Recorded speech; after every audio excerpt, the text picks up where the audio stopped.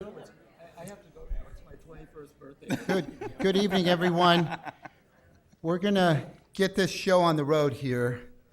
So, my name is Oscar Garcia, and I'm the president and CEO of the Mountain View Chamber of Commerce. And I want to thank you all for joining us this evening, our City Council Candidate Forum. It's certainly an opportunity to hear from the 6 candidates this evening on various issues that are very important to all of us, whether it's the business community or residents. And we have some people that are going to be going around collecting your questions, and you should have. If not, raise your hand, and they will give you a card so that you can write down your question. And so again, they'll collect them and bring them up, and we'll get those questions answered here by the candidates. Now, this is obviously a very busy, very active election year. Not only do we have city council candidates, but also on September 13th, we are going to have our next forum, which is for state office. It's again September 13th at the same time, and we're going to be back here again. So if you're interested in asking our candidates, state candidates, some questions, please join us on September 13th. Also, this evening, we have Heidi Chun, who is also the writer for I Love MV, just in case you guys don't know who she is. She's right here in front, and she's going to be live tweeting the event, so don't think she's being rude and texting, okay? The handle is oh my gosh, I'm drawing a blank. Hashtag, thank you, MV Forum, and you can also tweet your questions at Chamber MV. And then lastly, I want to thank KMVT. They are videotaping this, and will be showing this on Channel 15, the local station, and then also it's going to be on their YouTube channel as well. Before we get started here, I do want to recognize some of our elected officials that are with us this evening. And we have Councilmember Jack Siegel. There you go, yeah. And Laura Macias, I don't think she's here yet, but she will be, she has indicated that she'll be joining us as well. I also want to recognize some of our board members. We have John Igo with Google, David Jew with Dynamic Strategic Alignment, Sherry Sager, who is our current chair, and she's with Lucille Packard Children's Hospital, and Ken Rosenberg with Morgan Stanley, he's our chair-elect, and Cynthia Greaves, I don't think she's here yet, but she is with the Palo Alto Medical Foundation. Okay, so let me introduce the candidates, and as you can see, we did it in alphabetical order. We don't want to upset anyone. I don't want to get any emails tomorrow. So first off, to my immediate left, I would like to introduce our first candidate, Margaret Capriles. Next is Chris Clark, John Inks, Mike Hasperzak, John McAllister, and Jim Neal. So thank you, everyone, for being here with us. Now, just a couple of rules, very simple, but we do have to have some rules here. And so I just want to let you know that as you begin your opening remarks, first of all, the rules this evening is that each of you will have 1 minute to answer the question. And so obviously be concise. And you might think a minute is not a lot, but we want to get as many questions as possible answered. Also, our timekeeper this evening is Alicia Crank. And as you can see, she has 2 signs, one that says 20 seconds, and then, of course, the red one that says stop. And if you don't stop, she's going to come over and bang you over the head. That's why we chose her. So no, but please do honor the stop so that again we can continue to move forward with the questions. And then so we're going to start it off by having you do some opening remarks, and in this case you will have 2 minutes for your opening remarks. And so to start off, why don't we just go in alphabetical order with Margaret. You started. Good evening. Thank you very much for being here. Thank you, Oscar, for sponsoring this. It really helps us to get to know everybody and vice versa. I have watched the changes in Mountain View over the last 40 years, and I know that we are looking forward to some major changes that are coming along the way. And I have children who live in 2 of the change areas in Mountain View, so I'm specifically motivated to make sure that we are doing the right thing when we look at how we're developing those particular areas. I really want to serve the citizens of Mountain View and steering us in the right directions with all these changes that are facing us. And I believe that I have the skill sets that will help us approach these things in a very professional way. I want to preserve the vibrant and diverse character that we have in Mountain View for this city. And that is particularly why I want to serve you on the City Council. Thank you. Thank you, Margaret. Chris? Good evening. I'm Chris Clark. Some of you may remember me from the 2008 campaign. Hopefully they were fond memories. Since then, I've served on a couple of city commissions. I've been on the Human Relations Commission for a couple of years, and most recently the Environmental Planning Commission, where we just wrapped up the general plan process, which took up most of the year, the couple of years that I served on it. And we're looking forward to implementing that, and we appreciate those of you who provided feedback during that process. With those years of experience on the various commissions, and then some of you may be familiar with the Community Health Awareness Council, CHAC. I've also served on that board since the last election, and now served as treasurer and now vice chair. So I've been continue to remain involved in the community. I just made the leap from renter to homeowner, so I'm putting down roots and looking forward to hopefully eventually raising a family here in Mountain View. The only other thing I would say is, the commission experience, I think, has just reinforced my desire to serve, basically take the next step and serve at the council level, where we can work on additional priorities like maintaining the strong fiscal management that we've had over the years, continuing to balance growth and development, and then most critically, I think in the next few years, working on transportation and infrastructure. I think those will be key components as we move forward over the next few years. And we'll have at least 2 new faces on council. I hope that we can bring some additional diversity to council. Like I said, I've recently been a renter. I think it would be great to have someone who's been a renter in Mountain View for a while and who's lived in a lot of the projects that have been going up, and has recently made the transition to homeownership and knows what a challenge that can be. So at least provide a little bit of a different perspective on council. Thank you. John? Okay, thank you and good evening, everyone. It has been a very quick and I think largely rewarding and successful 3.5 years on council. Looking ahead, I would like to touch on 3 substantive policy points. The first has to do with our budget, our annual budget.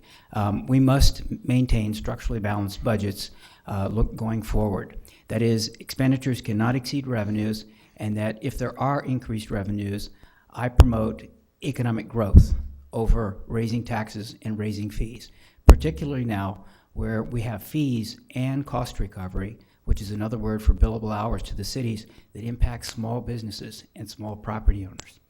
The second has to do with, for a number of years, the community has been completely built out, but we have growing needs for housing, office, open space, all manner of services, daycare, senior care, animal care, other services as well.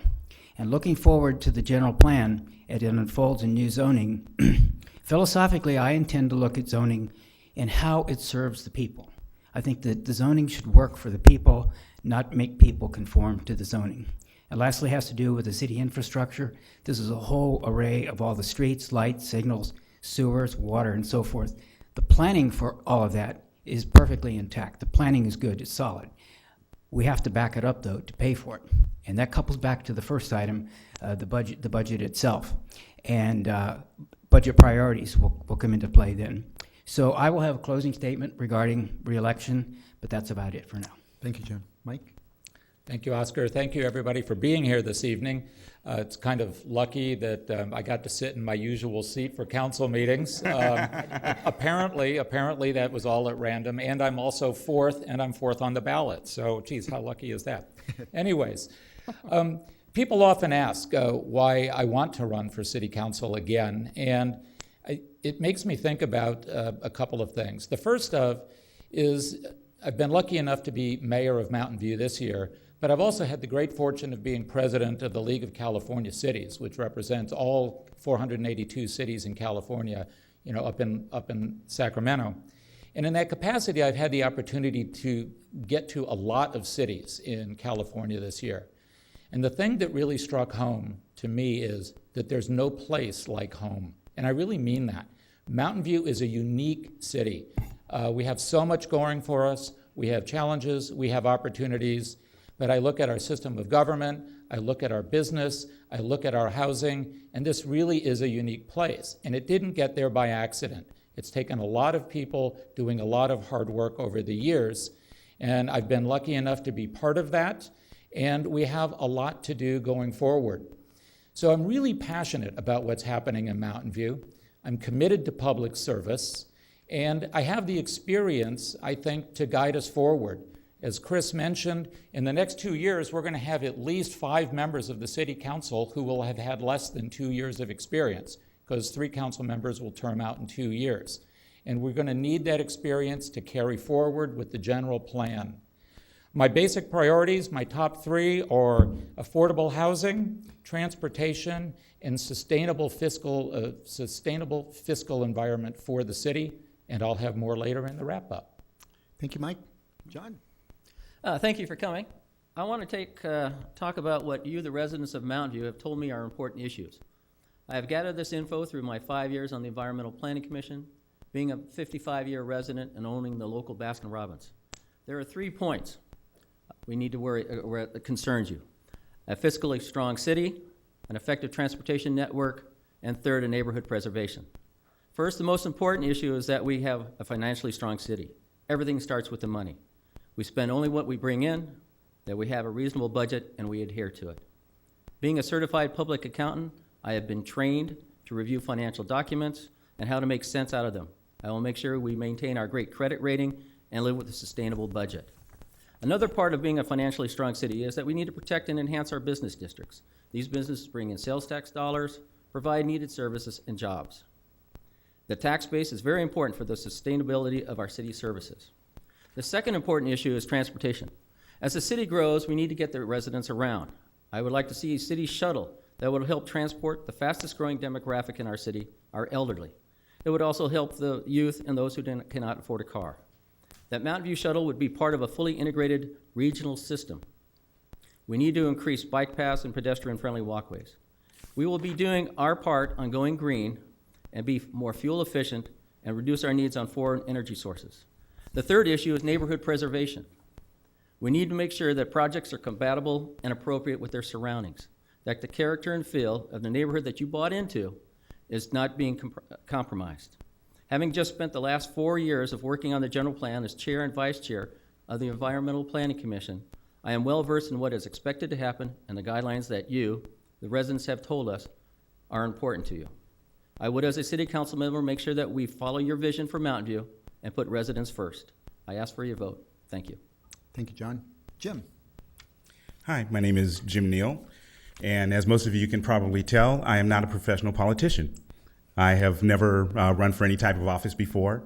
I've lived in California for 23 years now. Of those 23 years, 7 years have been spent in Mountain View. And I've had 3 different jobs since I've been here in Mountain View. The current one, I actually work all the way in Berkeley. And when I started working there, they said, why don't you move somewhere closer to work?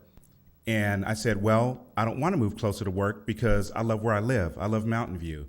That's my home. I've got friends there. I've got family there. And I'm tired of moving. I'm not going to move anymore. So I said, if you want to let me go, you can let me go. But I'm not going to move because I'm where I want to be. And so that is how much I care about this city and the issues of this city. And when I started attending the city council meetings, I started to see some of the changes that are going to be taking place in the next few years. Some of them I like and some of them I don't like. But I thought that I could no longer sit on the sidelines and not try to make a difference for this town that I care about and that I love so much. As far as diversity, well, I think you probably can't get much more diverse than me. I'm a cowboy in the middle of California, so that's pretty different. As far as what I want to be able to do for the city, basically, I want to be able to take the community input. I see that a lot of people come to the council meetings and they have a lot of different concerns. There are a lot of different issues that affect people here. And a lot of times, a politician will come up and they'll tell you what they're going to do when they're in office, what their plans are. My plan is to listen to what you want and to implement what you want in the city and to be your voice and represent you effectively. Thank you. Thank you, Jim. Okay, so the 1 minute now comes into effect. So the first question to our candidates is, and we'll start with Chris, how would you plan to improve the visibility of Mountain View to attract additional people visiting the city and to encourage new businesses to locate here? I think there are two pieces to that. One is if you're looking to attract new residents and folks to visit, it's really a quality of life and the quality of experience that you have in the city. People comment, just for example, I was flying down to Southern California the other day. You take off from San Jose and you can immediately see where Mountain View begins and Sunnyvale ends because there's a tree, there's an urban forest, there's a tree canopy. Once you enter Mountain View, I think it's really key that we maintain the atmosphere and the environment and protect that environment that we built from attracting additional businesses in that perspective. It's really maintaining a competitive atmosphere, so making sure that our fees remain competitively low, making sure that we're doing the right things to attract the best and the brightest people, and making sure that they can live near their workplaces so that those businesses can attract the talent that they need. John? From my perspective, I'm not sure that we have trouble getting visibility. We are quite visible. You can hear it in the community significantly. Council this past year considered some fancy signs at gateway locations. We decided, for fiscal reasons, we didn't really need to do that now. We could probably revisit that if there was collective interest in expanding the visibility in the community. I would say the main thing, though, is that is to have a business-friendly environment, and that speaks to what I talked about in my opening statement. The City of Mountain View is an expensive organization to deal with. Most municipalities are, so that's the reason why I like to hold the line on fees and new taxes. Okay. Mike? Thank you, Oscar. Well, ironically, maybe more businesses and more people in Mountain View isn't necessarily what we really need. What I hear a lot of is it's getting pretty crowded here, transportation's pretty bad. And I think what we're already doing is sufficient. People are still moving here. They love what's going on downtown. They love the energy. They love the sense of innovation and creativity. And they really do like doing business with the city of Mountain View. They like our transportation. But the things that we actually do need to do to ensure that people do continue to come here, housing is always one of the number one complaints we have. Transportation is another one. And really addressing those issues, I think, will really continue to make Mountain View a competitive community for when people want to come here, and as well, just to make sure that we have a diverse business community. John? Could you repeat that question one more time, please? Sure. How would you plan to improve the visibility of Mountain View to attract additional people visiting the city and to encourage new businesses to locate here? Well, one of the best ways to encourage businesses to locate is to work with the Chamber of Commerce. I mean, that's our mouthpiece for the city economic drive out there, so we get them on board. To get people, in real estate there's that phrase, location, location, location. Well, Mountain View has a fantastic location. We're surrounded by world-class universities. We have a huge diversity of housing options for our workforce. We have a well-educated workforce that is close by. We have a great climate. So a lot of those things will bring people, once we tell them or once they learn about it, that will bring people to Mountain View. We have the room to grow. We just put in a general plan that will allow expansion for the North Bay Shore area so that anybody that comes in here, and too bad that one of our LinkedIn decided to go out of town a little bit, but if we had the building, more than likely we could have kept them in town. But I think with all the benefits and all the pluses that we have, I think Mountain View does well, as long as we work with the chamber and the city. Thank you, John. Jim? Well, as far as giving us more visibility, we have a nice big company called Google, and we could ask them to move Mountain View to the top of the search engine for every search. But seriously, I think one of the things that we can do is basically keeping the unique identity that Mountain View has. Mountain View is known for many things besides Google, such as the Moffett Field. We've got lots of different activities that people can do here, and Mountain View is a really unique city, unique place to live. But unfortunately, I think that we're losing a bit of that because it seems like every time I turn around, there's something else that's being banned. And I think that the fact that the cities are starting to ban so many different things, it's a turnoff for people. It's a reason for businesses not to come here, and it's a reason for people not to come here. So I think that if we do want to ban something, we should use that power very judiciously. Okay, thank you. It's been very wonderful to see this city grow up as it did. I do remember when Mountain View wasn't such a attractive place to come in. I think that now our reputation actually precedes us, and the best form of advertisement is word of mouth, and you've heard it here. We all have that excitement about the town. I think that the citizens here are very passionate about all the different issues that we're addressing, and that's one thing that I have enjoyed getting to know the citizens and to share their excitement about not only what we have now, but our potential. Okay, good. Okay, the next question, and some of you touched upon public transportation. So next question, and we'll start with you, John. And the question is, what can Mountain View do to make public transportation more viable? What ideas do you think are worth exploring? Well, for public transportation to be more viable, I think you need sound policies from the transportation agencies working with our public works. One that would have to be improved significantly if anyone wants to do bus rapid transit, VTA is going to have to explain to us how that's actually going to work in this city before we ever implement it. VTA has been focused on their branding and on their ridership, but they need to focus on the impact to our city if they close one lane of traffic. El Camino was shut down basically last week when they closed one lane near the San Antonio construction site. It was backed up to Shoreline Boulevard. So that's not a real indication, but we need to make sure that transportation policies are sensible, they make sense. I do that because I sit on the policy committee for the VTA board in San Jose, and I go to meetings and we look at all the programs that VTA has, and I think what we need to have is just good policy in the public works departments and in transportation. Okay. Mike? Well, everybody, or many people may know that I got tagged as the pod car mayor earlier this year. And I'm actually pretty passionate about the idea of personal rapid transit. I think we've been trying to tackle the problem of transportation, too many cars, and regional issues the same old way we always do it. More space, more cars, more parking. And I really do think it's time that we come up with some innovative solutions, whether it's the SkyTran company that's over at Moffett Boulevard, Ultra PRT, or somebody else. We don't need more wheels on the ground. We need new ways of moving people around efficiently without using fossil fuels to get them there, taking up more space for cars than people live in.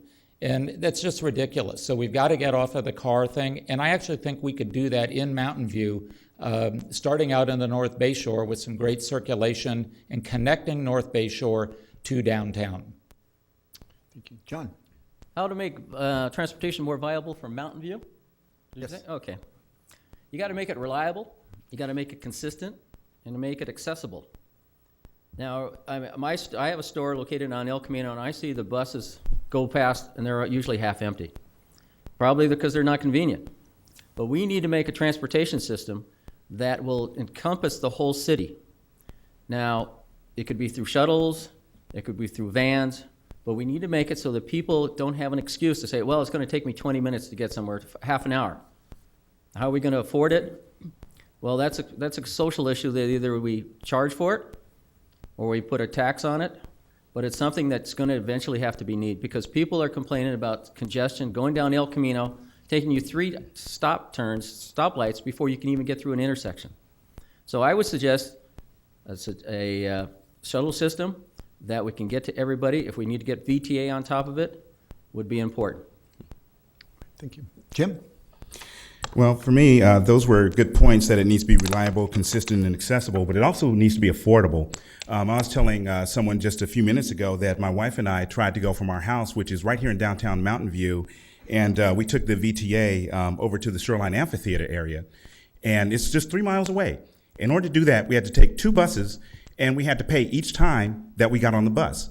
So a round trip from our house, which is 3 miles, over to the Shoreline Amphitheater cost us $16.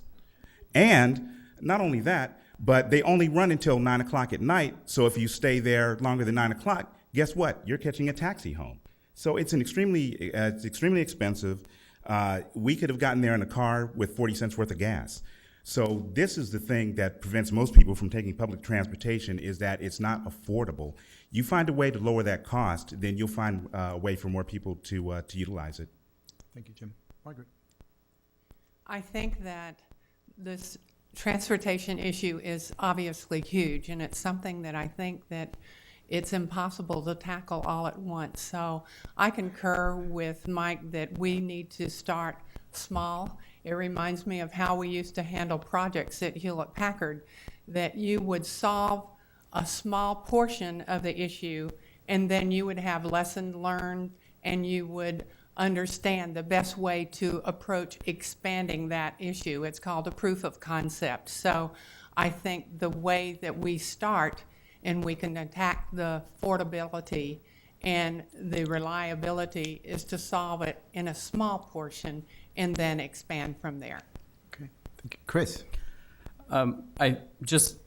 To start with the existing infrastructure, whether you're a fan of high-speed rail or not, one good thing about it is that it looks like we're finally going to get the funding we need to electrify Caltrain, hopefully do some of the grade separations that we need to do. And I think that that's a key piece of looking at existing infrastructure, and that will help us because we are a transit hub, whether it's a public transportation transit hub with the Caltrain stop, with the light rail stop, with VTA, or where we look at traditional transportation networks with all the freeways converging here. That's one of our great assets, but it also can cause problems. I largely agree with the mayor. I think that we really need to take a step back and say, what can we do from an innovative perspective and not just look at the traditional solutions? It could be pod cars, it could be a lot of other different things, but I think we have largely a clean slate to work with North Bay Shore, with a lot of development that's about to occur. And I really think we should take advantage of that and keep all options on the table and do something innovative and make ourselves stand out. Thank you, Chris. Okay, the next question, and we'll start with you, Mike. The question is, what are your thoughts on the permanent property tax sharing between Shoreline District and the Mountain View Wisman School District, and also the Mountain View Los Altos High School District? Say the first part again, Oscar. What are your thoughts on the permanent property tax sharing between the Shoreline District, so the North Bay Shore area? Okay, as in, I'm sorry, but are you assuming that there is permanent sharing, or are you asking about a proposal? No, what your overall, just your position on the sharing of that tax with the schools? You bet. Well, right now the city is already sharing property taxes from the North Bay Shore Community Fund with both of our school districts, and I believe we will continue to be doing so.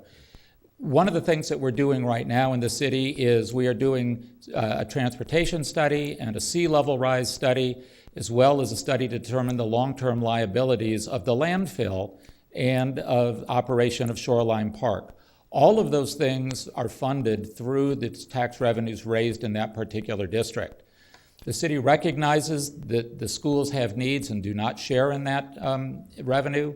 We've entered into agreements with the schools, and once we figure out our long-term liabilities, we plan to sit down with the schools and look at longer-term solutions for that. It is important that companies like Google and LinkedIn share their tax revenue, or that their tax revenues do get shared with our school districts.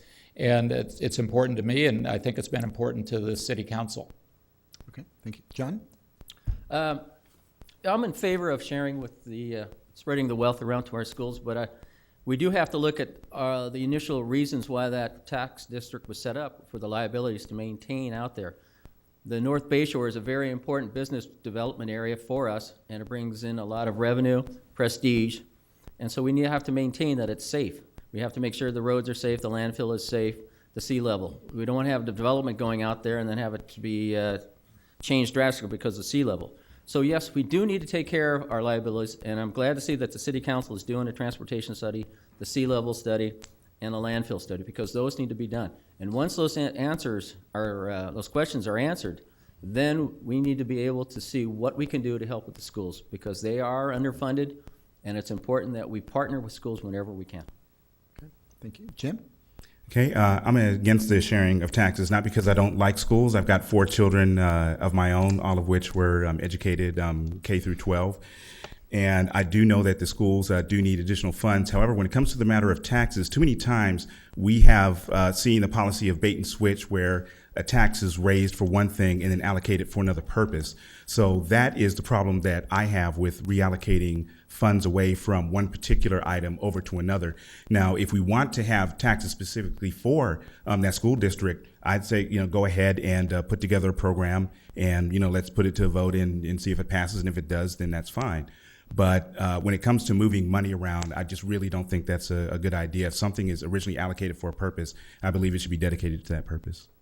Okay, thank you. Margaret? I think that when we created that beautiful shoreline park out of other people's garbage, we had no idea what we were doing. But I think that it's time to take a step back and look at how do you balance what is taking place out in North Bay Shore, and how do we balance that with the future of our community, which are our children and who is our schools.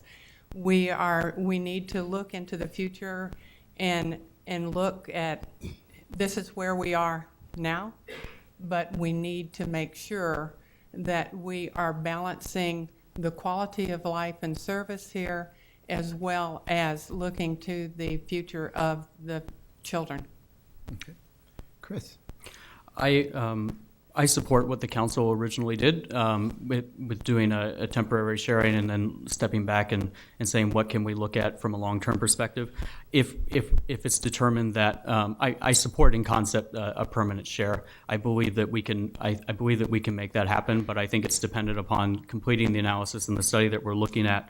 I hope to have children here and put them through public schools, and I believe that the education system is critical, and whatever we can do to help keep that school system competitive, we should do. Having said that, I also just worked on the general plan. I know all the development and everything that's about to occur out there, and we need to make sure that we have sufficient funds for the infrastructure that we are going to have to put in place to support that growth. So I support finding a way to permanently share and tie that to the health of the fund. But I think we need to wait for the analysis to be complete and then determine what amount would be appropriate. Okay, thank you. John? For the benefit of the public, the Joint Powers Board that oversees that district, it consists of the city manager and the 2 school superintendents. In 2010, I supported the city manager's recommendation as far as the cost sharing.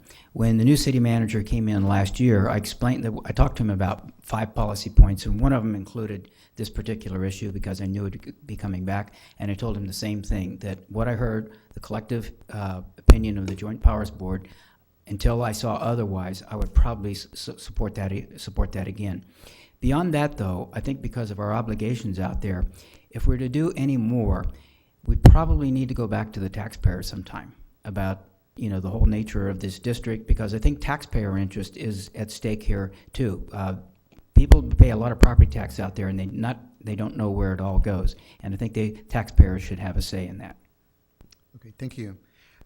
Before we ask the next question, I do also want to acknowledge we have Councilmember Tom Means as well that's joining us here. So thank you for joining us, Tom.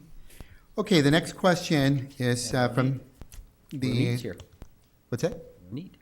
Oh, Renee, I'm sorry, I didn't... Where are you, Renee? It's Laura. Oh, Laura's Laura, here. right. Laura, in your absence, I acknowledge you. So we'll acknowledge you again.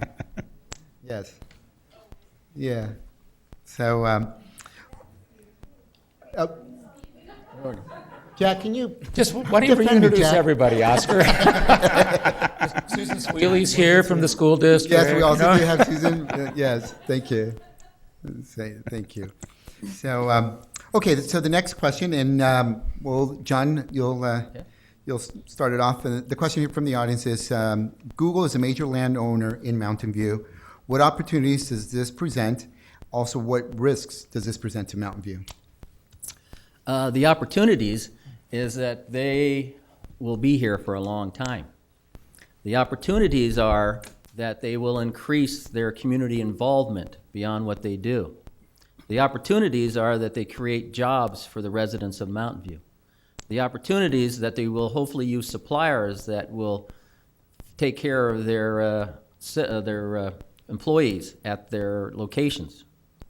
The negative side of that would be that because they are buying so much land, they are driving up the cost of land for other businesses to come in. They're driving up rents for businesses that are existing. So we are losing some of our diversity of businesses and services. So that's what I see as the plus and minuses. Okay, thank you, Jim. All right. For me, Google being a major landowner is pretty much the same. The opportunities are that they definitely bring a lot more jobs to support them here. We've seen a lot of companies move into Mountain View because Google is located here, and in order to be closer to them and to provide satellite services, we've seen a lot of that. And also, it adds a great deal to the tax base. They're bringing in high-wage jobs, very technical jobs, and people from all over the world. So it's also bringing a lot of diversity to the community. And as far as the risks that are involved, to me, the biggest risk is that if Google leaves Mountain View for some reason, then all of a sudden, all those jobs, all those opportunities go out the door with them. Okay, Margaret. I think Google brings us the opportunity to partner with up-and-coming company, but also to learn from that and to expand that into the large and small businesses and attracting them to come into the city. I know that it has been very good to be able to work with Google in developing some really innovative ideas and solutions out into our community. So I think that's another opportunity that we have. We can really approach things in a very different way with some new ideas. And so I think that is certainly, definitely a benefit. The risk is obvious, and I think that we avoid that risk by continuing to build that partnership and making it stronger. Okay, thank you. Chris. I think the bottom line is that I don't think we could find a much better company and partner to have the amount of influence that Google does. They are amazing environmental stewards. They provide high quality jobs. They provide a high quality of life. The economic strength that we've gained through them. We're on the map basically originally because of Google, and I think that's important to recognize. What I think we need to do going forward is continuing to work with them, continuing to strengthen the partnership, have them more involved in the community. We've had amazing public benefits in the past, like the free Wi-Fi throughout the city, and I think we need to continue to work with them just to be involved, whether it's in the schools and education, whether it's in the economy and the chamber, or whether it's with the city and building out an amazing transportation network. I think those are important. And yes, there's the risk of putting all your eggs in one basket, but in this case, I think as long as we maintain a strong partnership, I think we're in good shape with them. So. Okay, thank you. John. Yes, I think we have tremendous opportunities with Google there, and you should take advantage of them when they present themselves. What if we had looked at all the opportunities for Silicon Graphics? You can't depend on one company, though.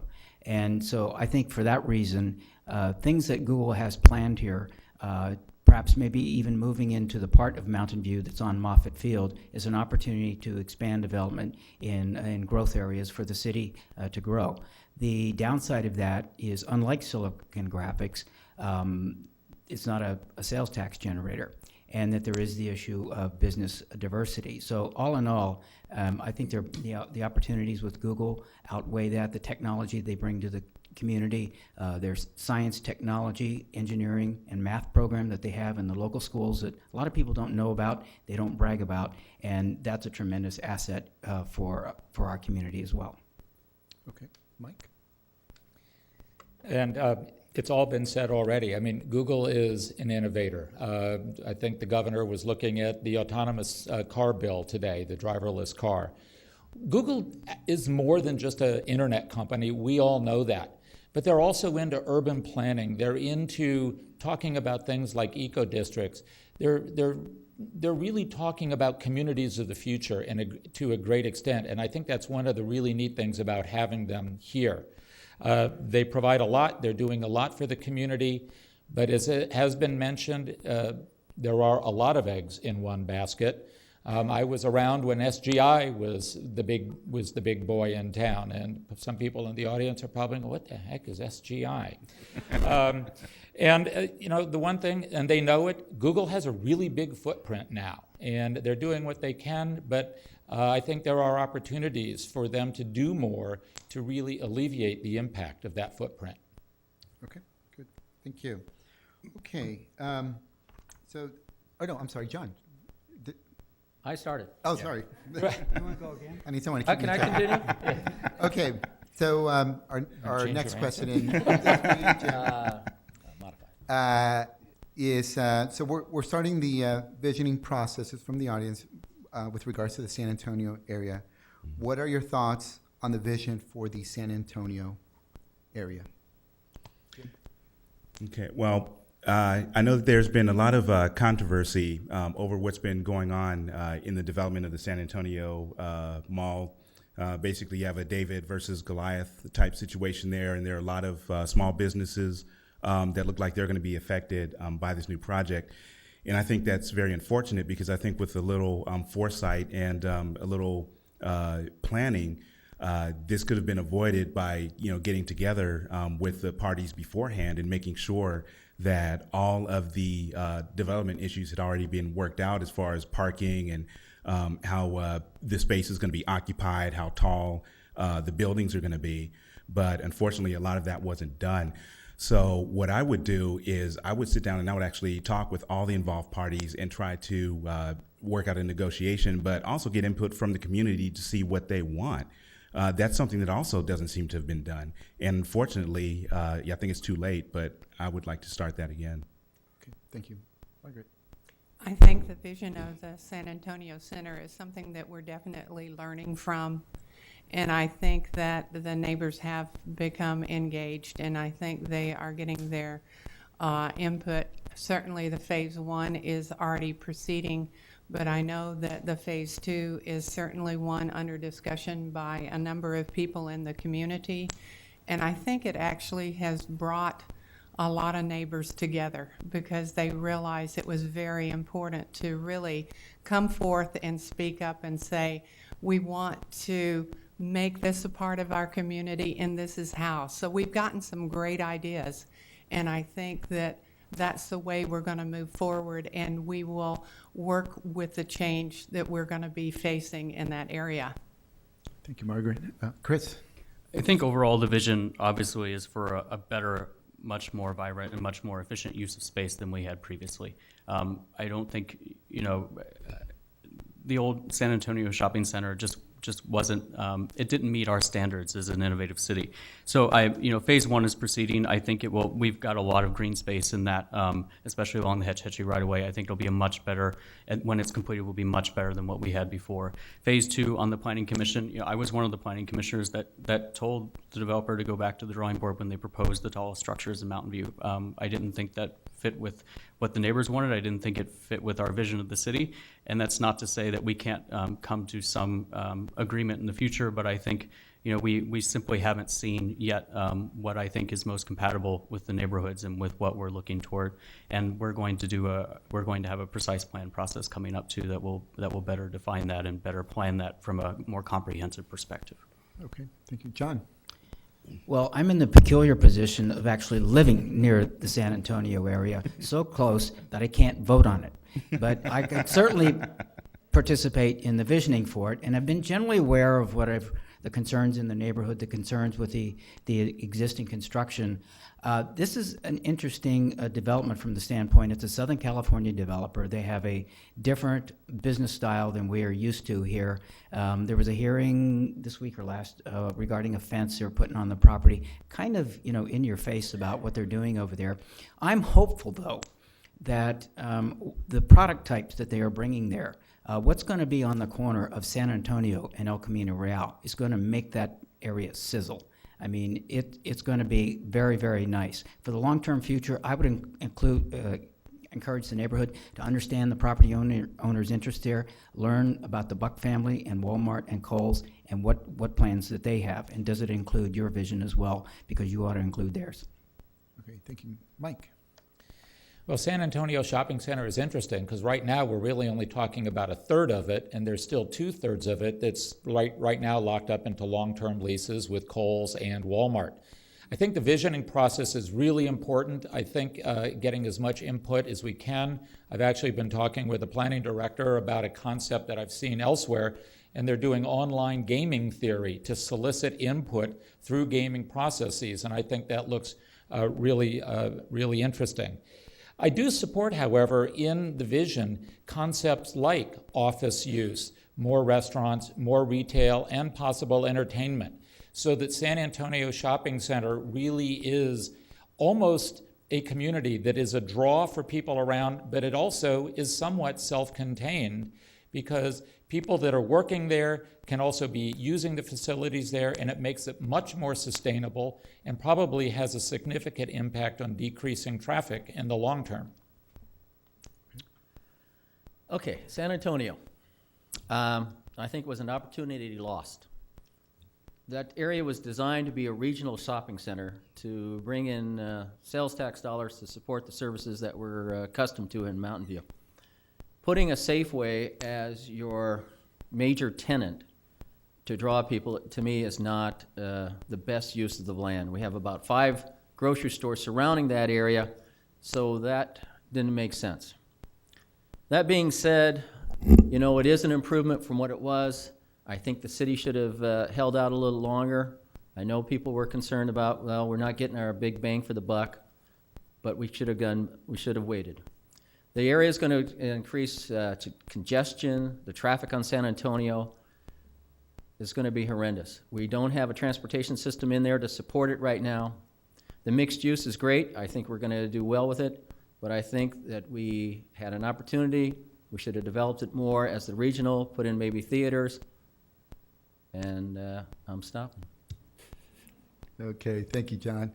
Okay, and Margaret, we're going to come back to you. And the next question is, what are your thoughts about high-density housing? It's coming. It's definitely coming. When you look at our 12 square miles that we have in Mountain View, we are looking at where do you put all the people that would like to live in the city? And it's up. And we have to really look at how we are going to place the high-density housing and where. And I think that in the general plan, certainly we have emphasized that we always want to have that open space and have it be back from the roadway so we're not building walls. But I think it's something that's coming, and I think we need to just realize that we need to understand how to do it and do it the right way. Okay, thank you. Chris? If you look at the city, or as Margaret mentioned, we're only 12 square miles, and we are essentially built out at this point. So, I believe going forward, most of the development is going to be infill development, and the most efficient use of that space is going to be denser developments than we've had, not necessarily in the recent past, but in the longer term rearview mirror. So what we need to focus on is really putting the more dense structures. There'll be varied densities. Not everything will be high density, but what we're what the primary focus needs to be, and what we worked on just in the general plan process, was ensuring that the highest densities are along key corridors, transit hubs, places where they least affect the existing neighborhoods, because it's important to preserve the character of the feel, the neighborhoods that we live in and that we love. But it's also important that we utilize the space that's coming available most efficiently and more efficiently than we have in the past in order to meet the demand for housing. I think that's going to be key. Okay, thank you. John? All right, density. We are going to become more dense around the key areas that people spent 4 years through community workshops telling us collectively that, El Camino Real, San Antonio, North Bayshore, the growth areas. It's not in, high density is not going into St. Francis Acres. It's not going into Waverly Park. It's not going into any of the other neighborhoods in the city, because part of the planning is to protect those neighborhoods. Increased density is the way you get affordability and meet the demand for housing, both rental housing and ownership housing. And when it's done along the transit corridors, I think that it's appropriate. It's the way we're going to be filling a demand, because a lot of people want to live here, a lot of people want to work here, and that's the way to provide economic growth for the city. Mike? Well, there are, of course, levels of high-density housing. And I think we are a community where we're used to single-family homes, but, you can't do single-family homes anymore on infill development. And as other people have said, that's where we are. But density brings with it opportunity. When you look at what's going on in downtown Mountain View and how vibrant it is now, part of that is due in no small amount to things like the Park Place apartment complexes and bringing some of that density where people live there and can get out and walk around. As the Vice Mayor said, the new general plan protects our existing neighborhoods, but increases density along El Camino, along and over at San Antonio Shopping Center and other high-density areas. But the fact of the matter is, if we're going to be on the quest for more businesses and jobs like we are, we also need to be providing housing so that we can be doing our part in sustainability. Thank you. John? 30 seconds of my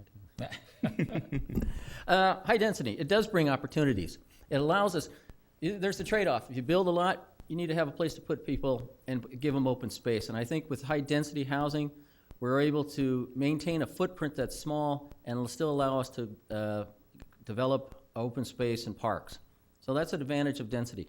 It is coming. People want it. Developers want it. So we're going to learn about it. So we shouldn't worry so much about the density, but about the project. If it's a project that looks well and fits well in the neighborhood, then let it be. And one important thing that I see that's happening with the high density, I don't see a lot of family building units, a lot of 3-bedroom apartment units.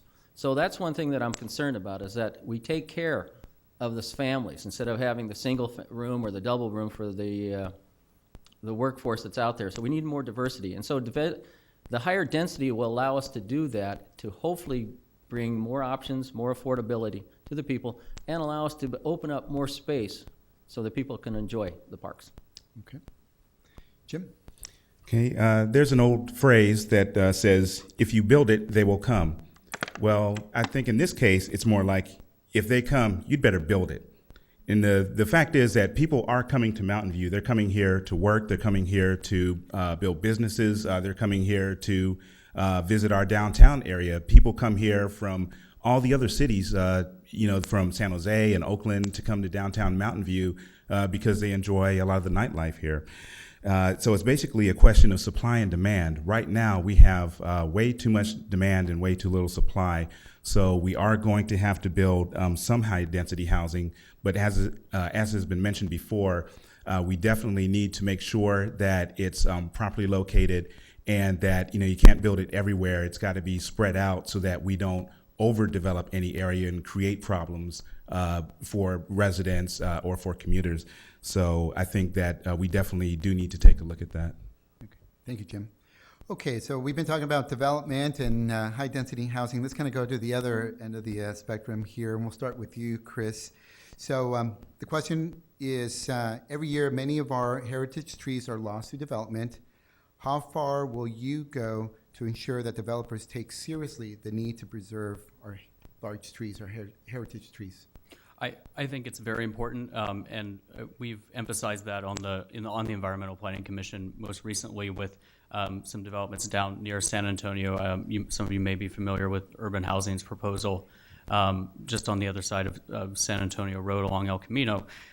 They're actually not just saving the trees that they can there, but also transplanting some of the older trees, which is a huge expense to them, but they've agreed to do it. So I think that's very important. The other thing to keep in mind is, we employ an arborist. We go out and we look at all these trees, and we want to preserve the urban forest that I talked about earlier as much as possible, but we also need to recognize that there are instances in which those trees are in poor health, and we would much rather have a slew of new trees that will eventually provide a better canopy in the long run than to save one that is only one tree and is eventually going to unfortunately perish and cause problems.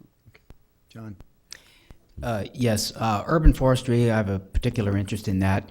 Most of the projects that come forward where we're removing heritage trees, a lot of them are near the end of life or diseased or otherwise, would really be benefited if they were replaced with box trees and new landscaping. And in preserving the urban forest, it's growing the urban forest as well. And I've tended to emphasize not just overlooking heritage trees, but in fact to make sure that we're planting new trees, well-planted trees, compatible with infrastructure in projects. There are some cases that come up, like we will be hearing some in the coming year, I think, about Ron's farmhouse. The most valuable piece of that real estate is a great oak tree in the backyard. So when the developer first approached me about that, I said, you better talk to an arborist about that tree and get a professional opinion on what its future could be. And I think that maintaining the urban forest by planting trees is the way to go. Save our trees when we can. Thank you. Mike? Mountain View has, I think, one of the better, actually, urban tree ordinances around. And over the years, I think we've done a lot to preserve the trees. If you go over to Palo Alto Medical Foundation, the Mountain View campus, there's 3 great redwoods trees there that they had to build that entire campus around to preserve those trees and preserve the trees. And we're pretty serious about doing that. But there are times when you just can't save a tree. And one of the things I think that we should be doing when trees do have to remove is that the tree actually is used for its highest and best purpose. Is it getting ground up and chipped up, or is it being used for real sustainable purposes? A redwood, geez, last time I looked, people like redwood. So, I mean, we ought to be making the best use of timber that does come down. But I agree with everything that's been said up here in terms of ensuring that developers do the most they can to preserve trees, and technology is getting better to move trees. 2 points. One, on the Environmental Commission that I've been on, one of the hot topics, besides the size and the bulk of the buildings, everybody's concerned about the trees. So I just want to assure you that the Environmental Planning Commission takes the trees coming down very seriously, and we've always supported a lot of trees. The second point I want to point out is that we're all talking about heritage trees. What about the heritage trees that are on private property that people cut down and are supposed to replace? They don't do it. I see so many trees go down, and I walk the neighborhoods, and it'll be 2-3 years, no replacement. We have policies in place. They're not being enforced. So we'd spend so much time on the developer. I bet you we're losing more trees through individual homes that aren't being placed. And I've been walking the streets and campaigning it, and when you go into a neighborhood that has trees, that just has a nice warm feeling about that neighborhood. We need to put more trees in our city and take advantage of the Arbor Day trees that Mountain View does. That's my advertising bit for tonight. But yes, we can do more. Jim? Yeah, my biggest question about this issue is I've been to a lot of the city council meetings, and it seems to be a very big issue every time a developer comes in about where the trees are going to go and how they're going to be managed. But my question is, why isn't that done beforehand, before the property is even sold? Why not look at this issue and deal with it? It seems to me that the time to worry about it would be before the sale is made, rather than having the sale go through and then trying to, worry about where every single tree is going to go on the property. There have been some cases where the developer wants to replace the trees on a 4-for-1 basis, where you would have, 4 heritage trees cut down, and they replace them with 100 new trees in order to make the make the project more manageable, so that people will have open space, but then they'll also have trees and and beautiful things to look at. So my opinion on this is that basically they should manage the trees as best they can, but it should be done beforehand and not after the fact. Thank you, Jim. Margaret? They've said it all. We love our trees, and I definitely enjoy the large tree that we have in the front of our house, and we've nurtured and taken care of that like we would one of our children. So we will do the same thing with the rest of the trees in the city. At least I will, because I believe that that's a big benefit to Mountain View, and I think we're well known for really loving our trees. So our reputations with the developers certainly precedes us, I think. Okay, great. Okay, so John, we'll start with this next question. So there's talk in other cities about pension reform locally. Do you think that the city of Mountain View needs to do some pension reform? Yes, what we have implemented so far, this last session of labor negotiations, we incorporated things like more cost share, more co-pays, and that helped us save $700,000 to balance the budget this year. That came from our employees, so they sacrificed in that regard. The issue, though, is long-term, the structural obligations for compensation, and especially healthcare, is that we are probably going to have to do more. Now, we just got a memo or a letter today that had to do with something that came from the state or the League of Cities. I haven't digested it at all, but I would probably look at that as a step going forward. I think we have a city manager that has a background in dealing with this issue, the way he dealt with it in Campbell. And so, in fact, when I talked to the firefighter union Friday, I told them that this is coming, and they're kind of aware of it. Okay. Mike? Mountain View's been one of the most progressive cities in terms of pension reform over the years in getting our employees to pay part of their cost share. It's just like a 401k, you pay something, your employer pays something. It's the same with the public employees retirement system. Many cities across the state have paid all of it, and the employees don't pay any. In Mountain View, not only do our employees pay their share, they pay part of the city's share when the the pensions got bumped up a few years ago. So we've been very progressive in that area. John was referring that the legislature and the governor just agreed on a bill yesterday, and I think the governor is going to be signing it tomorrow, that has some really long-term statewide, including local government pension reform. Most of it applies, however, to new employees, because government pensions are something that you can't go in and change without every single person agreeing. But we are making headway. We actually are looked to as one of the progressive cities around, and I think we will continue on that road. Okay. Thank you. John?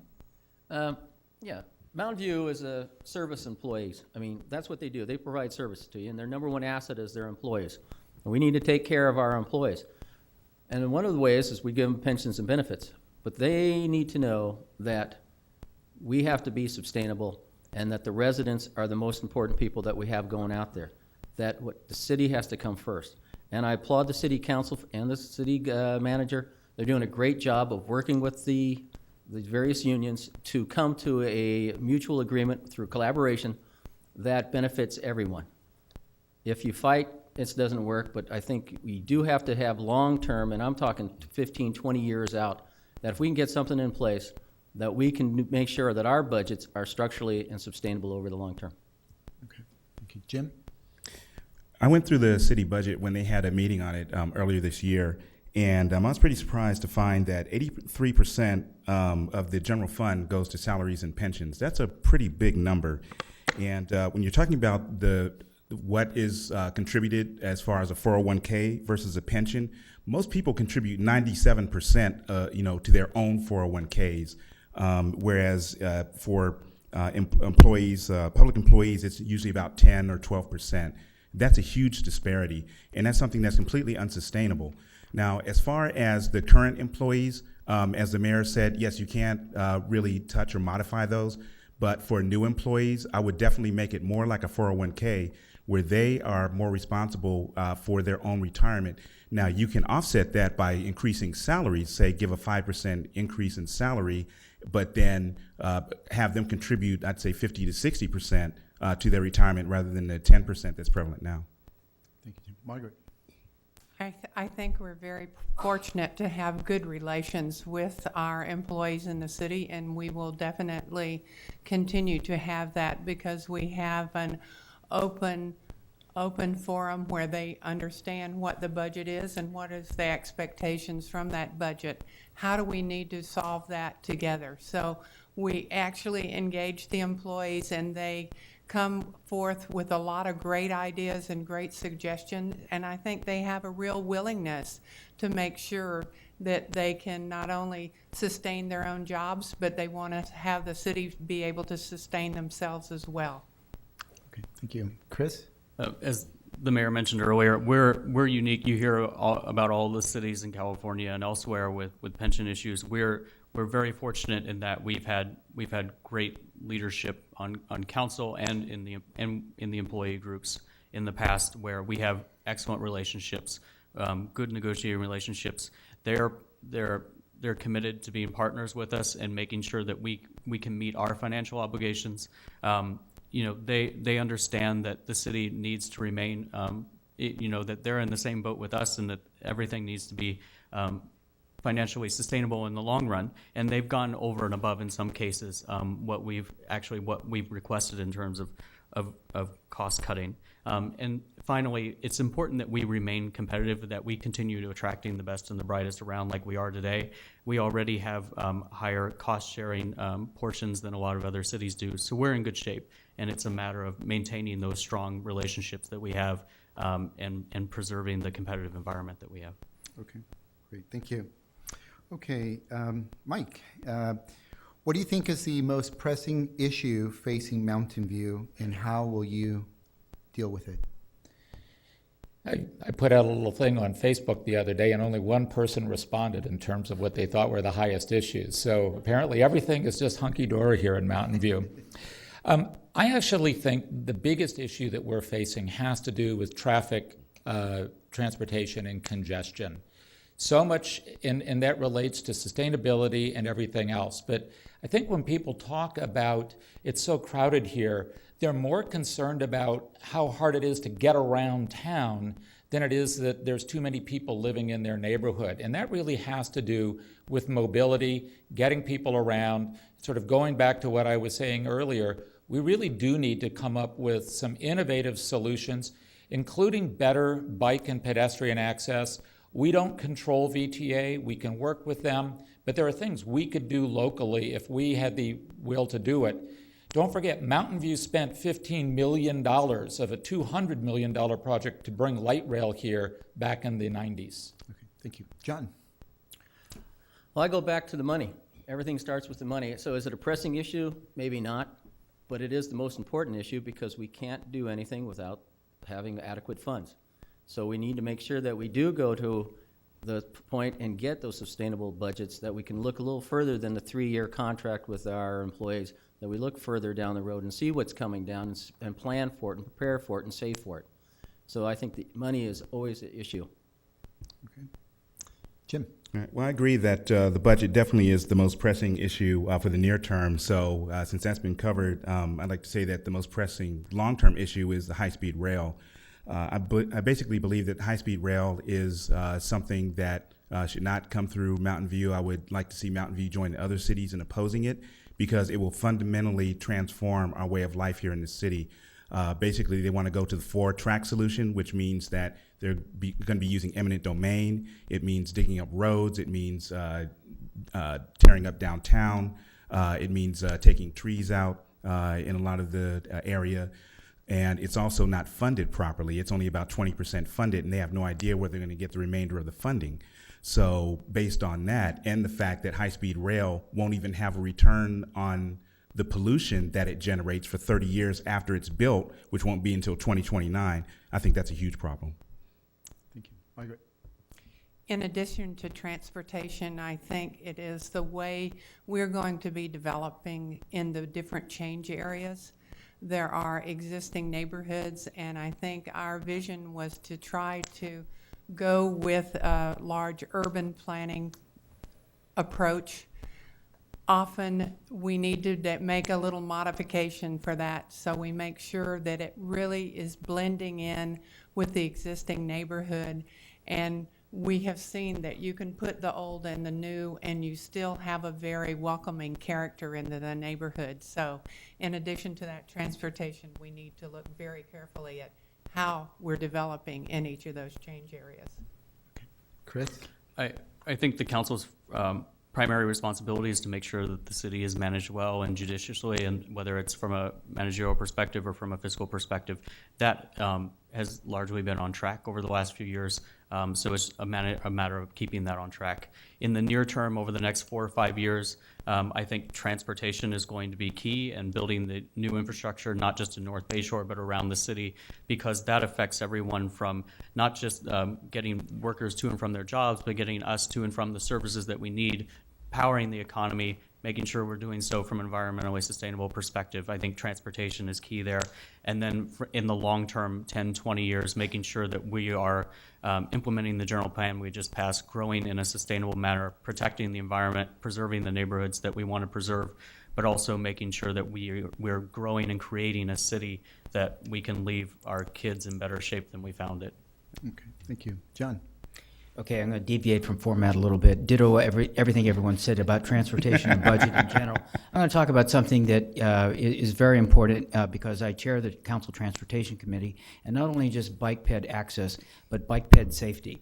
And in particular, it's on my mind today because of pedestrians hit on Sylvan in May, and I want to know what police and what public works have done to address the visibility issue or whatever the problem there. It's a high risk area. And the same applies all around town. You know, we've had some sensational and tragic pedestrian vehicle accidents recently.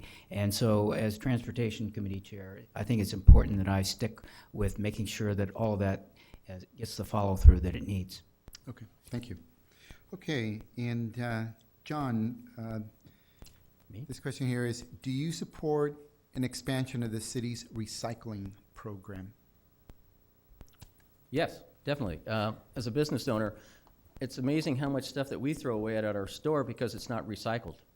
The plastic is not recycled. Any of those type of products go straight to the dump, and if they go to the smart area, then they get recycled. But I think we can improve and increase what we do for businesses.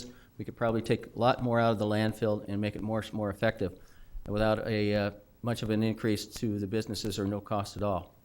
Concerning food waste, composting, I think we could get on board with composting and taking the food that's thrown away from restaurants, again, for those people, and put them into compost. So there's definitely opportunities out there that we can do to improve and decrease our landfill.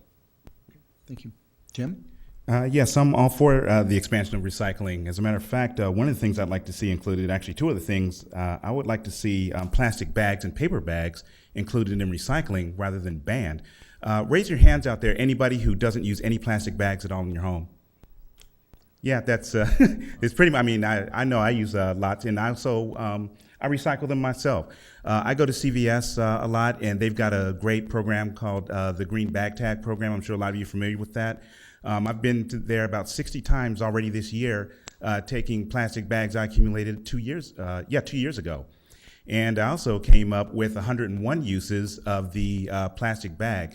So rather than seeing this ban go into effect, which basically to me is more government interference, more, government trying to tell you what you need to do, how you need to do it, I think that it's much better to trust people to be responsible and to give them an opportunity to recycle these themselves rather than imposing the views on them. Okay, thank you. Margaret? I think we can always get better at what we do in taking care of our planet.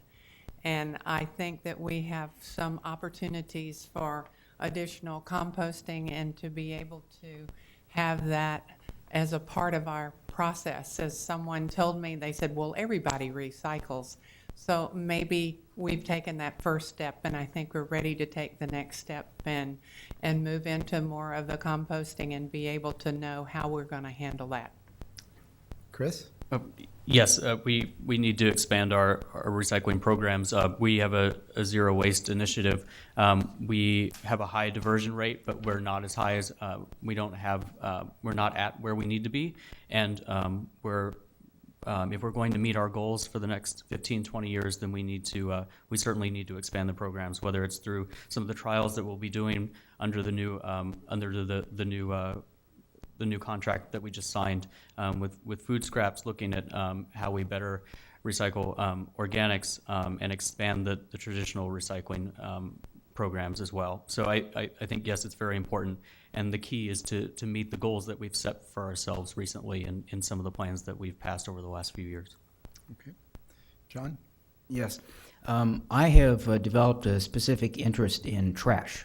It sounds very mundane, but actually the logistics, the environmental impact associated with trash, and the economics are very, very complicated. It's a difficult subject, actually, and especially when we're entering an era that people are throwing away less and less, and we have to charge them more and more. I have visited the facilities at Recology, the composting in Gilroy, witnessed the food waste. The food waste program. And, the big issue with that is that there's still a lot of things in how we manage the trash and separate recycle that go back to the user. And I think that we need to start there because there's a lot of pollution in the compost waste stream that shouldn't be there. And you won't get rid of that just by banning plastic shopping bags. Okay. Mike? Of course. I think, though, we also need to look beyond, sort of residential recycling, kind of, which is what we've all been talking about. We do have pretty high diversion rates. We are looking at ways of getting them higher, including possibilities for food waste. But I do think we also need to look at commercial offices. I was over at a meeting at Google today, and I'll tell you, you need a manual to figure out where to throw stuff now. I mean, is it paper? Is that compostable? Is that trash? Is it or recyclable? I don't know. It's actually pretty confusing. They have like 7 different bins.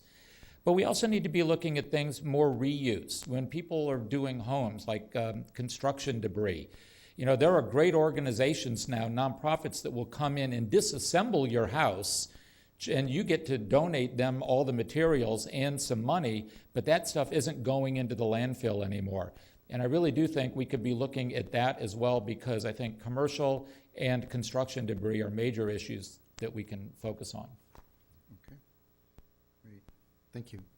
All right, we have one more question, time for one more question, and then we'll finish it off with closing remarks. And the question is, if a new development is going to happen here in the city, and the neighbors are against the project, but it would benefit the city as a whole, do you vote in favor of the project or against it? And how do you communicate, if you do vote against it, to the neighbors? I'm sorry, how do you communicate which? Your vote to the neighbors. Oh, okay. So basically what I would do is I would talk to the neighbors to find out exactly what their concerns are. And if their concerns are such things as it's going to lower their property values or it's going to prevent them from fully enjoying their homes, then I think that definitely has to be taken into account. But if it's something like they just don't like the store, or they think, they don't like the owner of the property or whatever it is that's moving in, then of course those are things that I think don't rise to the level of taking away something that's going to be a benefit to the city as a whole. So I would invite everyone to come in and to speak with me about the project before the vote takes place, and then I would communicate that with them in person. But then also I would send out a letter explaining my position to all the residents. Okay. Margaret. I think part of the responsibility of sitting on a city council is realizing that on some projects you're going to come under public scrutiny. And if it's for the good of the whole in the city, I think the communication back, of course, to the residents is very important. But I also think sometimes we just have to know that we're not going to be very popular. And so if it was for the good of the city, I would definitely go along with that decision of moving ahead for the good of the whole city. Okay. Chris? It's really a question of leadership. When you're up here on the city council, your job is to represent the city as a whole and not necessarily just the most vocal portion of the city. And it's not just to look at that, but also short-term versus long-term. You know, what is most beneficial to the city as a whole, but also to the city going forward, and 5 or 10 years down the line. I think that's a critical question that we have to ask ourselves. And from experience on the planning commission, there's a lot of opposition to certain developments, and one thing that we can usually do is say, look, overall this project adds a lot of value to the community as a whole, but there are a lot of opportunities for input that you can, a lot of times we can change some major or some minor things about the project to make it a lot more compatible with the neighborhood. And we've done that in the past, and I think it's worked out well. So it's really about keeping an open line of communication, not making your mind up in advance, but also keeping in mind at the back of your head that you are the leader and you need to make sure that you're taking the whole picture into account. Thank you. John? Yes, based on merits and principle, and the experience that I've had here, I think that the project merits are usually significant and prevailing if you thought through the issues. One vote that I regretted had to do with a development where the adjacent property owners had larger setbacks than the zoning administrators recommended setbacks, but happened to be different from the ordinance. It was appropriate to make that change. In approving that project, the council ended up taking out a sidewalk off of one side of the street, and that was mainly due to neighborhood pressure. So I think that if you think through proposals, you analyze them correctly, you communicate in a rational way to the neighbors why this is a good thing to do, you should be able to do that. That takes work, and that takes a little bit of courage to be able to speak up to the neighbors. Okay. Mike? Boy, you saved the best question for last, huh, Oscar? So this is the crux of what we're talking about, for the city council, is how do we make decisions? We listen to people, but who do I listen to? Do I listen to you, or do I listen to you? Do I listen to 10 of you or 100 of you, or what? One of the things I've found in my years of experience when people are concerned about a project is first the fact that it's change, it's going to be different. But the other thing that I've realized overseeing a number of projects come over the years is that what people are most afraid of usually doesn't come around. It's never as bad as people think, and that's really helped color how I look at things. I think it's really important to listen to people, see what really is at issue, and work with the developer to try and mitigate as many of those things as possible. But I ultimately believe we're here to represent all of the people of Mountain View, not just a vocal few. And sometimes that's not popular, but that's what leadership is. Okay. Thank you. John? Yeah, on the EPC, I took the initiative to get a way to change the way projects are processed through the city. There's a program called the Gatekeeper. And it was initially set up so that the city approved funds for the staff to review the project, then it would go to like the department development review or the zoning administrator.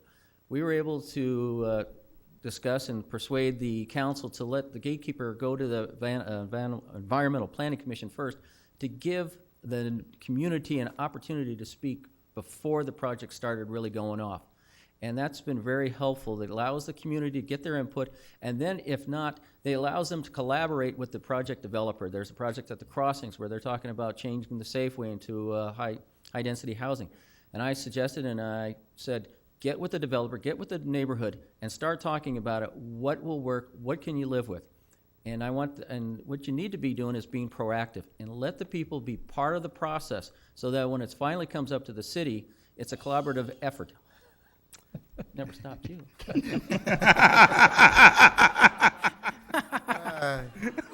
Zing! Well, you know what? Thank you, John. And I have to tell you, all of you have been amazing with the time because I have here on my agenda that 7:54 we're supposed to start closing remarks, and it is 7:54 on my watch here. So thank you for abiding to that. Margaret, we're going to start with you. 1 minute closing remarks. Thank you. I'm excited to participate in this campaign because I feel that I bring forth to the council my professional experience. I worked for the original Hewlett-Packard for over 27 years and am a consultant, and I worked in the local community and charities. I'm a graduate of Leadership Mountain View, which is one of the greatest programs you can participate in. If you haven't signed up for it, do so.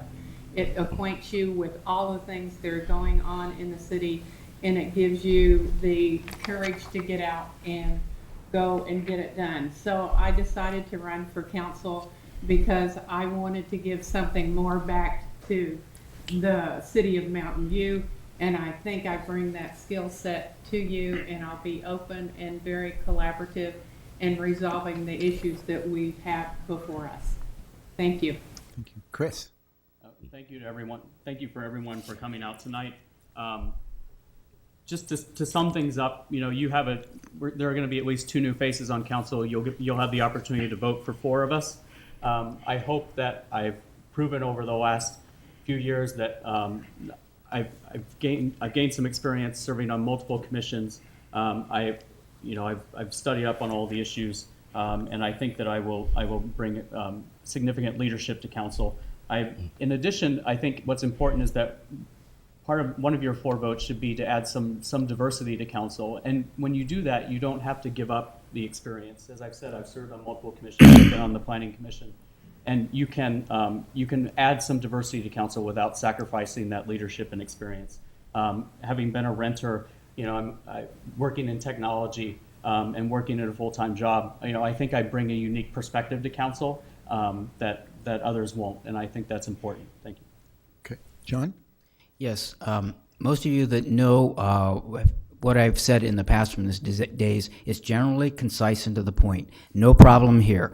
To the voters of Mountain View, if you want to support a candidate that has a record of protecting your tax dollars, a practical approach to zoning and regulatory policy, and a solid record of reliable and dependent support to constituents, which I haven't even talked about up here, you can feel confident in voting for me. Please visit www.electinks.com and vote for John Inks. I look forward to continuing the survey, the service to the city of Mountain View. This has been fun tonight. I hope we leveled the playing field to Jim Neal, and this is the last necktie for him. Okay, is that a pact? No more neckties? All right, that works. So, again, thank you all for coming out for this first forum. It's an honor to serve, and it's an honor to be able to seek re-election. This year, I am not seeking any endorsements from the major political parties. I think most people agree that local government works best because it is nonpartisan. We roll up our sleeves to get the jobs done that need to be done, and I am not going to be doing that. And also, as we go forward, I am also not seeking endorsement from any of our labor unions, mostly because we are responsible for the budget, and as Jim Neal said, 83 to 85% of our budget does come from our employee and compensation. So I think it's important not to have that hanging over our heads. I would appreciate your support. I would encourage you to take a look at my website at kasperzak.org.